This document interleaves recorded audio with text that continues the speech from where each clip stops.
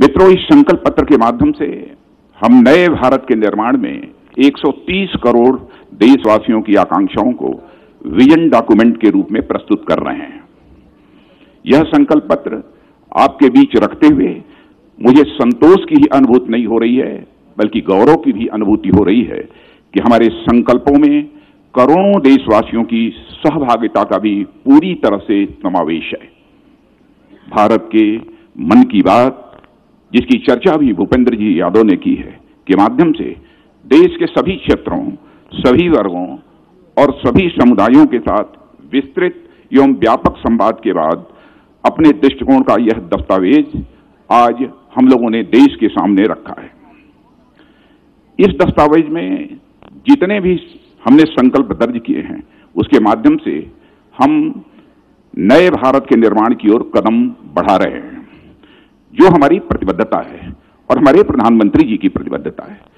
2014 के बाद हमारे यशस्वी प्रधानमंत्री मोदी जी के नेतृत्व में देश विकास की राह पर तेजी के साथ बढ़ा है। जैसा अभी राष्ट्रीय अध्यक्ष जी ने बताया कि वर्ल्ड की इस समय फास्टेस्ट ग्रोइंग इकोनॉमी यदि किसी कंट्री की है तो वह भारत की है। अंतर्राष्ट्रीय जगत में भारत की प्रतिष्ठा बढ़ी है और हम अब धीरे धीरे वर्ल्ड की टॉप 3 कंट्रीज में, इकोनॉमी की साइज को लेकर वर्ल्ड की टॉप 3 कंट्रीज में आना चाहते हैं। यह हमारा संकल्प है। 2014 के पहले यूपीए के शासनकाल में ठप पड़े विकास को पुनः पटरी पर लाना, यह हमारी सरकार के लिए बहुत चुनौती भरा काम था, परंतु हमारी सरकार ने इस चुनौती को स्वीकार किया और इस संबंध में हमने कामयाबी भी हासिल की। जहां तक हमारे प्रधानमंत्री जी का प्रश्न है और उनके नेतृत्व की सरकार, इन दोनों के प्रति मैं विश्वास के साथ कह सकता हूं कि देश की जनता का विश्वास भी बढ़ा है, और विश्वास ही नहीं बढ़ा है बल्कि देश की जनता का भरोसा भी उनके प्रति बढ़ा है। इसमें भी कहीं दो मत नहीं है कि विकास का चक्का इस समय तेजी के साथ चलना प्रारंभ हुआ है। जहां आवश्यक हुआ है, चेंजेज करने में भी रंच मात्र संकोच नहीं किया है। जहां तक देश की बाह्य और आंतरिक सुरक्षा का प्रश्न है, उसको सुनिश्चित करने के लिए हमने भरपूर प्रयत्न किया है और देशवासियों के मन में सुरक्षा का भाव भी पैदा करने में काफी हद तक कामयाबी हासिल की है। यह सब करते हुए हमने एक रेस्पॉन्सिबल, एक सेंसिटिव और एक फॉर्म कन्विक्शन वाली सरकार की मिसाल देशवासियों के समक्ष प्रस्तुत की है। हमारी सरकार ने पीपल पार्टिसिपेशन को गुड गवर्नेंस का एक महत्वपूर्ण अंग माना है। हमने पॉलिसी मेकिंग में भी लोगों की भागीदारी तय की है और इस संकल्प के निर्माण में भी जन भागीदारी को पूरी तरह से सुनिश्चित करने की भरपूर कोशिश की है। भारत के मन की बात को जानने के लिए हम लोगों ने एक लंबा कार्यक्रम चलाया है। हमने करोड़ों लोगों से संपर्क किया है और अलग अलग माध्यम से लाखों सुझाव भी हमको प्राप्त हुए हैं। लगभग 300 रथ, लगभग 7,700 सुझाव पेटियां और 110 से अधिक संवाद कार्यक्रम और 4,000 से अधिक भारत के मन की बात के कार्यक्रम यह संपन्न हुए हैं। इतना ही नहीं, हम लोगों ने सोशल मीडिया का भी सहारा लिया है। सोशल मीडिया के माध्यम से भी लोगों के मन की बात को समझने की हम लोगों ने अपनी तरफ से भरपूर कोशिश की है। साथ ही विशेषज्ञों के साथ भी हमारे टीम के जो प्रमुख सदस्य थे उनका बैठना हुआ है, हम लोगों का भी उनके साथ बैठना हुआ है, उनके साथ भी हम लोगों ने परामर्श किया है। जहां तक इस संकल्प पत्र का प्रश्न है, हमारा संकल्प पत्र पिछले 5 वर्षों की उपलब्धियों को आधार मानकर अगले 5 साल में हम आगे ले जाने के लिए देश को हम अपना यह दृष्टि पत्र आज प्रस्तुत हम लोगों ने किया है।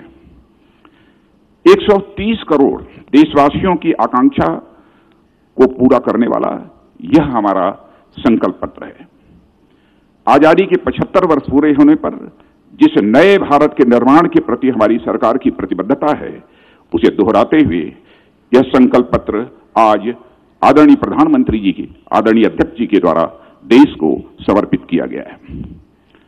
मित्रों, मैं यह भी कहना चाहूंगा, जब भी चुनाव होते हैं बराबर घोषणा पत्र और तरह तरह के नामों से माने मैनिफेस्टो हर राजनीतिक पार्टी के द्वारा जारी किया जाता है। इतना ही नहीं, चुनावों के द्वारा राजनीतिक पार्टी के नेताओं के द्वारा लोगों से तरह तरह के वादे किए जाते। जो भी वादे नेताओं के द्वारा पहले किए गए शायद वह आंशिक रूप से पूरे हो गए होते तो आज हमारा भारत दुनिया का सबसे ताकतवर देश बन गया होता, हमारा भारत दुनिया का धनवान देश बन गया होता। नेताओं की कृति और कथन, वर्ड्स और डीड्स, इनमें अंतर होने के कारण ही भारत में एक विश्वास का संकट, क्राइसिस ऑफ क्रेडिबिलिटी पैदा हुई है। और मैं कहना चाहूंगा कि हमारे प्रधानमंत्री जी का बार बार आग्रह रहता है कि भारत की राजनीति में जो है क्राइसिस ऑफ क्रेडिबिलिटी पैदा हुई है, इसको भी हमें चुनौती के रूप में स्वीकार करना है। और मैं कह सकता हूं कि 2014 में जो हम लोगों ने घोषणा पत्र जारी किया था, उसमें मैं पार्टी का राष्ट्रीय अध्यक्ष था।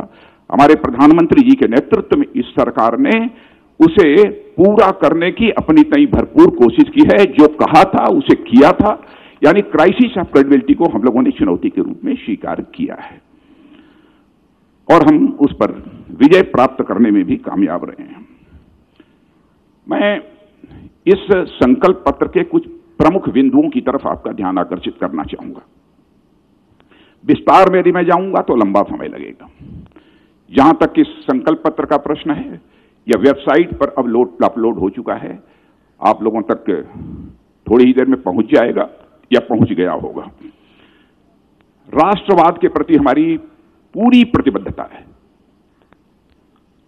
और इतना ही नहीं, आतंकवाद का जहां तक प्रश्न है उसके प्रति हमारी जीरो टॉलरेंस की पॉलिसी थी, है और जब तक आतंकवाद समाप्त नहीं होगा तब तक हमारी यह जीरो टॉलरेंस की पॉलिसी आतंकवाद के प्रति रहेगी। यूनिफॉर्म सिविल कोड, इसके प्रति, इसको लागू करने के प्रति हमारी प्रतिबद्धता थी, है, इस काम को करेंगे।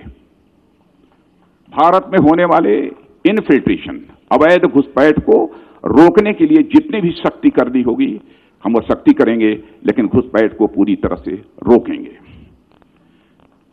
सिटीजनशिप अमेंडमेंट बिल के बारे में भी स्पष्ट करना चाहता हूं कि बिल्कुल दो टूक शब्दों में सिटीजनशिप अमेंडमेंट बिल को हम संसद के दोनों सदनों से पास कराएंगे और उसे हम लागू करेंगे। लेकिन यह भी आश्वस्त करना चाहते हैं, हम किसी भी राज्य की, चाहे कल्चरल हो अथवा लिंग्विस्टिक हो, आइडेंटिटी पर आंच नहीं आने देंगे। जो भी उनकी पहचान है उसकी पूरी तरह हम प्रिजर्व करेंगे उसे, और उसे हम पूरी तरह से प्रोटेक्ट करेंगे। सब मिला जुला कर कहना हो तो मैं कह सकता हूं कि देश की सुरक्षा के साथ हमारी सरकार किसी भी सूरत में समझौता नहीं करेगी। राम मंदिर का जहां तक प्रश्न है, पिछले चुनावी घोषणा पत्र में भी हम लोगों ने जो संकल्प किया था उसी संकल्प को हम दोहराते हैं। सभी संभावनाओं को तलाश करेंगे और हमारा यह प्रयत्न होगा कि जल्दी से जल्दी सौहार्दपूर्ण वातावरण में भव्य राम मंदिर का निर्माण हो जाए। मैं यहां पर जो इस देश का सबसे बड़ा प्रोड्यूसर और सबसे बड़ा कंज्यूमर है, फार्मर, उसके बारे में कहना चाहूंगा। हमारे प्रधानमंत्री जी ने शासन की बागडोर संभालते ही कहा था कि हम 2022 आते आते किसानों की आमदनी दोगुना करेंगे। यह हम फिर से अपने उसी संकल्प को दोहरा रहे हैं और उस दिशा में हम 5 वर्षों में तेजी से आगे बढ़े हैं। घोषणा इस संकल्प पत्र में यह भी कहा है कि 1 लाख तक का जो क्रेडिट कार्ड पर लोन मिलता है, 1 लाख तक का क्रेडिट कार्ड पर जो लोन मिलता है उस पर 5 वर्षों के लिए रेट ऑफ इंटरेस्ट 0% होगा, 0% ब्याज दर पर 1 लाख का वो कर्ज देंगे। ग्रामीण क्षेत्रों का विकास, हमारी यह धारणा है कि जब तक इस देश के किसानों का विकास नहीं होगा, जब तक इस देश के गांवों का विकास नहीं होगा, तब तक सचमुच हमारे देश के विकास का जो स्वप्न है वह साकार नहीं हो पाएगा। इसीलिए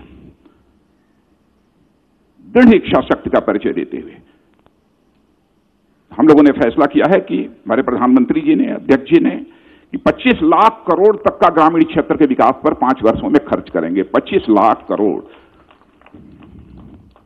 अभी हाल में ही एक किसान सम्मान निधि योजना आदरणीय प्रधानमंत्री जी के द्वारा लॉन्च की गई थी, यानी एक इनकम सपोर्ट था इस देश के किसानों के लिए, 6,000 रुपया प्रति वर्ष, जिनके पास 2 हेक्टेयर से कम की जमीन है, उनको दिया जाएगा। पहली किस्त जा चुकी है, दूसरी किस्त जाने वाली है। लेकिन मैं यहां प्रशंसा करना चाहता हूं प्रधानमंत्री जी की संवेदनशीलता को। जब इनके साथ इस संकल्प पत्र को तैयार करने के लिए बैठे थे, तो उन्होंने ये कहा, प्रधानमंत्री जी ने, कि मुझे कुछ अजीबोगरीब लगता है कि हम कोई भी लाभ यदि देना है तो केवल कुछ ही लोगों तक हम क्यों सीमित रखना चाहते हैं। 2 हेक्टेयर तक का ही किसान नहीं, बल्कि जो भी किसान होगा उस सभी किसानों को हम यह इनकम सपोर्ट 6,000 रुपये का देंगे। यह जो है उन्होंने कहा, और उसको हम लोगों ने अपने संकल्प पत्र में शामिल किया है। सभी किसानों को यह किसान सम्मान निधि का लाभ मिलेगा। बड़ी बात यह भी हम लोगों ने फैसला किया है, आजाद भारत के इतिहास में शायद किसी ने सोचा नहीं होगा कि स्मॉल और मार्जिनल फार्मर्स, छोटे और सीमांत किसानों को पेंशन की सुविधा भी देंगे। 60 वर्ष के बाद पेंशन की सुविधा भी देंगे। राष्ट्रीय व्यापारी आयोग, हमारे देश के व्यापारी समाज की बहुत लंबे अरसे से यह मांग चली आ रही थी। आयोग बहुत सारे बन गए, लेकिन ट्रेडर्स का, बिजनेसमैन का, इनकी चिंता करने वाला अभी तक कोई आयोग नहीं बना। तो इस संकल्प पत्र में हम लोगों ने यह संकल्प लिया है कि हम राष्ट्रीय व्यापार आयोग बनाएंगे। और राष्ट्रीय व्यापार आयोग जो बनाएंगे, इनएक्टिव यह आयोग नहीं होगा, बल्कि वेरी इफेक्टिव आयोग होगा। एक ऐसा हम राष्ट्रीय व्यापारी आयोग बनाएंगे।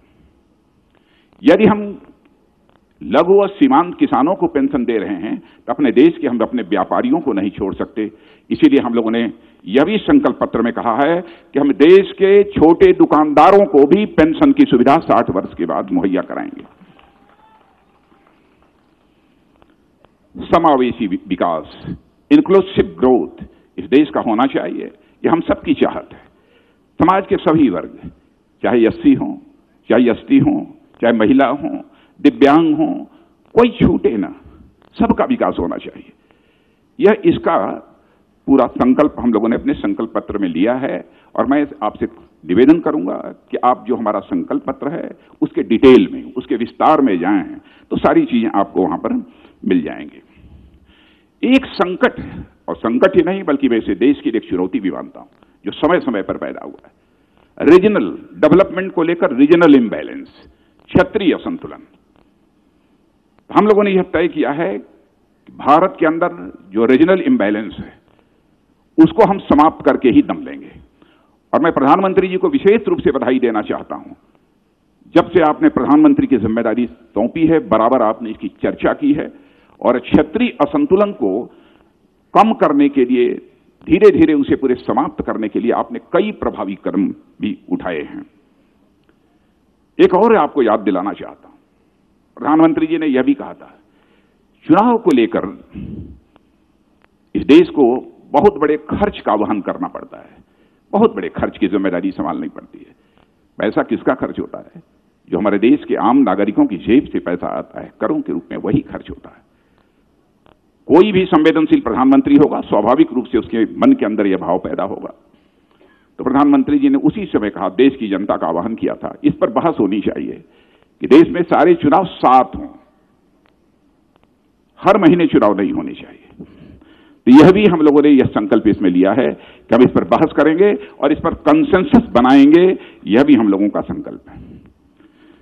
गुड गवर्नेंस का जहां तक प्रश्न है, गुड गवर्नेंस के बारे में मैं समझता हूं कि कोई बहुत लंबी चौड़ी बात करने की आवश्यकता नहीं है। यह सभी स्वीकार करते हैं। यहां पर हमने बहुत सारे स्ट्रक्चरल और प्रोसीजरल रिफॉर्म्स किए हैं, वहीं पर सिस्टम में भी काफी चेंजेस लाए हैं। उदाहरण तो हमारे पास कई हैं, लेकिन मैं एक का उदाहरण देना चाहता हूं, direct benefit transfer system. Direct benefit transfer system से जो सहायता, चाहे वो विडो पेंशन हो, ओल्ड एज पेंशन हो, चाहे वो कोई सब्सिडी हो, यह पहले मिडिल मैन के माध्यम से जो लोगों के द्वारा पहुंचती थी, अब वो डायरेक्ट बेनिफिट ट्रांसफर सिस्टम के माध्यम से पहुंचना प्रारंभ हुई है। जिसका परिणाम यह हुआ है कि हम लोगों ने 1,10,000 करोड़ रुपए की बचत की है। सिस्टम में चेंज लाने का यह लाभ होता है, प्रोसीजर्स में चेंज लाने का इतना बड़ा यह लाभ होता है। मजबूत करेंगे। हमारे केंद्र राज्य सरकारों के संबंध बहुत ही बेहतर हों, प्रगाढ़ हों। हम उसको और अधिक मजबूत करने के लिए जो भी आवश्यक होगा कदम उठाएंगे। मैं मित्रों यहां बहुत ही संक्षेप में एक और चर्चा करना चाहता हूं कि हमारे प्रधानमंत्री जी ने अपनी प्रतिबद्धता दोहराई है बार बार कि 2022 तक हम नए भारत का निर्माण करेंगे जब आजादी के 75 वर्ष पूरे होंगे। तो उसको पूरा करने के लिए हम क्या क्या करने वाले हैं। तो ऐसे हमने लगभग 75 स्टेप्स 75 कदम तय किए। मैं उनमें से सारे पॉइंट्स की चर्चा नहीं करूंगा, लेकिन कुछ सैलिएंट पॉइंट्स कि 2022 तक किसानों की आय को 2 गुना करेंगे और 60 वर्ष की आयु के उपरांत सामाजिक सुरक्षा सुनिश्चित करने के लिए छोटे और सीमांत किसान हेतु पेंशन योजना, इसकी मैंने चर्चा कर दी है। प्रधानमंत्री कृषि सिंचाई योजना के अंतर्गत सभी सिंचाई परियोजनाएं पूरी करने की दिशा में काम करेंगे, क्योंकि 20 साल, 25 साल, 30 साल से इरिगेशन के बहुत सारे प्रोजेक्ट जो है लंबित पड़े हुए हैं, उन्हें पूरा करेंगे। और मूलधन के सामान्य पर भुगतान की शर्त पर 0% ब्याज दर पर 1 से 5 वर्ष के लिए 1 लाख रुपए तक का हम कृषि ऋण देंगे, इसकी भी चर्चा की है मैंने। और लैंड रिकॉर्ड का डिजिटाइजेशन करेंगे, उसका जो है हम डिजिटीकरण करेंगे। युवाओं के लिए और शिक्षा के क्षेत्र में कई कदम हैं, लेकिन 2 की मैं यहां चर्चा करना चाहूंगा। उत्कृष्ट प्रबंधन संस्थाओं में सीटों की संख्या बढ़ाने के दिशा में भी हम काम करेंगे। हम सीटों की संख्या मैनेजमेंट के जितने भी इंस्टीट्यूट्स हैं उसमें बढ़ाने का प्रयत्न करेंगे। जो हमारे एक्सेलेंट हमारे इंजीनियरिंग इंस्टीट्यूशंस हैं उनमें भी हम सीटों के नंबर को बढ़ाएंगे। एक्सेलेंट इंजीनियरिंग कॉलेजेस जो संस्थाएं हैं इंजीनियरिंग की, उनमें भी हम बढ़ाएंगे। और इतना ही नहीं, लॉ से जुड़े जितने भी इंस्टीट्यूट्स हैं, लॉ कॉलेजेस हैं, उनमें भी सीटों को बढ़ाने की दिशा में हम कदम उठाएंगे। बुनियादी ढांचा माने एक इंफ्रास्ट्रक्चर डेवलपमेंट के लिए प्रत्येक परिवार के लिए पक्का मकान, जिसको कि अध्यक्ष जी ने भी कहा है, अधिक से अधिक ग्रामीण परिवारों के लिए एलपीजी गैस सिलेंडर। लेकिन अध्यक्ष जी ने कहा है कि हम सभी गरीब परिवारों के लिए एलपीजी गैस सिलेंडर मुहैया कराएंगे, तो हम इस लक्ष्य को हासिल करके ही दम लेंगे। सभी घरों का 100% विद्युतीकरण, power in every village, power for all, यही लक्ष्य रखकर हमारी यह सरकार मोदी जी के नेतृत्व में काम कर रही है। प्रत्येक घर में शौचालय, 98% घरों में इस लक्ष्य को हमने हासिल किया है। सभी घरों में स्वच्छ पेयजल की उपलब्धता, यह भी हम करेंगे। सभी घरों में स्वच्छ जल पीने के लिए मिले, पीने का पानी मिलना चाहिए। नेशनल हाईवेज का काम बहुत अच्छा हुआ है। नेशनल हाईवेज की लंबाई है जितनी, उसको हम 2 गुना करेंगे, जस्ट डबल करेंगे। हम इस लक्ष्य के साथ अपने कदम आगे बढ़ाएंगे। और शहरों और गांवों में ODF प्लस और ODF 2+ दर्जा प्राप्त करने के लिए स्वच्छ भारत मिशन के अंतर्गत 100% कचरा संग्रह सुनिश्चित करेंगे। Waste management 175 gigawatt renewable energy, नवीकरणीय ऊर्जा क्षमता के लक्ष्य को हम प्राप्त करेंगे। रेलवे की दृष्टि से 2022 तक सभी जितने भी रेल पटरियां हैं, कोशिश यही होगी कि लगभग अधिकांश रेल पटरियों का ब्रॉड गेज में परिवर्तन हो जाए। 2020 तक यह भी हम लोगों की कोशिश होगी कि सभी रेल पटरियों का इलेक्ट्रिफिकेशन, विद्युतीकरण, वह पूरा हो जाए। हेल्थ की दृष्टि से आयुष्मान भारत के अंतर्गत 1.5 lakh health and wellness centre खोले जाएंगे। यह सिर्फ काम चल रहा है। 75 नए मेडिकल कॉलेजेस और पोस्ट ग्रेजुएट मेडिकल कॉलेजेस की भी स्थापना की जाएगी। और गरीबों के लिए उनके दरवाजे पर ही गुणवत्तापूर्ण प्राथमिक चिकित्सा सेवा सुनिश्चित करने के उद्देश्य से सभी स्वास्थ्य एवं वेलनेस केंद्रों पर टेलीमेडिसिन एवं डायग्नोस्टिक लेबोरेटरी उपलब्ध कराने का भी हम लोगों ने लक्ष्य सामने रखा है। ट्रेन्ड डॉक्टर और जनसंख्या का अनुपात आज बहुत अधिक है। डॉक्टर्स की संख्या हमारे कम है। पूरी कोशिश हम लोगों की होगी ट्रेन्ड डॉक्टर और जनसंख्या के बीच का रेशियो कम से कम 1:1400 1:1400 हो जाए, यह हमारी ये पूरी कोशिश होगी। पोषण अभियान के अंतर्गत कुपोषण का स्तर घटाने के लिए और कुपोषण में कमी का दर तेज करने का भी लक्ष्य हम लोगों ने निर्धारित किया है। इकोनॉमी, अर्थव्यवस्था, इसका जहां तक प्रश्न है, यह बताने की आवश्यक नहीं है, सारा देश अब इसमें परिचित है। Ease of doing business ranking में भारत की रैंक और भी बेहतर बनाने का काम करेंगे, और भी बेहतर। अभी मैं बोल नहीं रहा हूं कि टॉप 20 में रहेंगे, कहां रहेंगे, लेकिन यह हमारा लक्ष्य है। अभी तक निर्यात, एक्सपोर्ट, उसको 2 गुना करने की दिशा में हमारा यह अब प्रयत्न होगा। और सूक्ष्म, मध्यम और लघु उद्योगों के लिए एक खिड़की अनुपालना एवं विवाद समाधान प्रणाली तैयार करने की दिशा में काम करेंगे।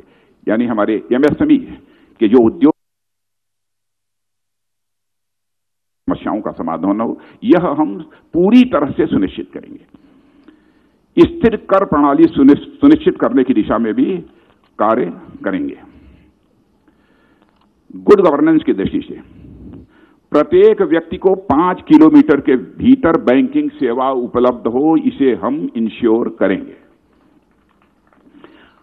अदालतों का भी डिजिटाइजेशन का सिलसिला चल रहा है, हम इसको डिजिटाइज भी करने की कोशिश करेंगे और इसे मॉडर्नाइज भी करने की कोशिश करेंगे। डिजिटल ट्रांजैक्शन, डिजिटल लेन देन को भी हम बढ़ावा देंगे। और जहां तक सरकारी प्रक्रियाओं का प्रश्न है, उसे पूरी तरह से डिजिटल बनाएंगे। इंक्लूसिव ग्रोथ, सभी बच्चों का टीकाकरण इस काम को हुआ है, और सभी सरकारी इमारतों को सुगम बनाने का भी प्रयास करेंगे। हर आदिवासी स्वतंत्रता सेनानी, हम 6 आदिवासी स्वतंत्रता सेनानी संग्रहालयों के निर्माण का कार्य हम पूर्ण करेंगे, आदिवासियों के लिए जो उनके स्वतंत्रता सेनानी हैं। पंच तीर्थ सर्किट का विकास पूरा करने की दिशा में हम काम करेंगे। जैन समाज, छोटे दुकानदारों को प्रधानमंत्री श्रम योगी मानधन योजना में सम्मिलित करेंगे, और सभी असंगठित मजदूरों के लिए व्यापक सामाजिक सुरक्षा कवरेज के साथ बीमा, पेंशन आदि यह सब सुनिश्चित करेंगे। महिलाओं के लिए महिला कार्यबल भागीदारी दर बढ़ाने की दिशा में काम करेंगे। वैसे हमारे यहां महिलाओं का पार्टिसिपेशन, अन्य सर्विसेज की बात छोड़ दीजिए, हमारी फोर्सेस में भी बढ़ा है, काफी बढ़ा है, देखिए और अधिक आगे बढ़ाएंगे। 3 तलाक के विरुद्ध कानून बनाकर मुस्लिम महिलाओं के लिए हम न्याय सुनिश्चित करेंगे। सांस्कृतिक धरोहर 2022 तक स्वच्छ गंगा का लक्ष्य हम प्राप्त करेंगे। स्वदेश दर्शन, प्रसाद और हृदय योजना के अंतर्गत सभी परियोजनाओं के कार्य को शीघ्रता से पूरा करेंगे। सभी राष्ट्रीय संग्रहालयों के संग्रहों का डिजिटाइजेशन करेंगे।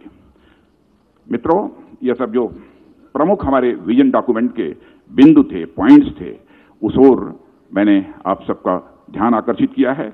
और मैं पुनः इस बात को दोहराना चाहता हूं कि हमारी सरकार का जहां तक प्रश्न है, नरेंद्र भाई मोदी के नेतृत्व में, जैसा मैंने पहले कहा, जन सामान्य का भरोसा और विश्वास बढ़ा है। इसलिए हम जो कहा है हमने, उसे हम करके ही दम लेंगे। इसी संकल्प के साथ हम यह संकल्प पत्र देशवासियों के समक्ष प्रस्तुत कर रहे हैं। आप सबको बहुत बहुत धन्यवाद।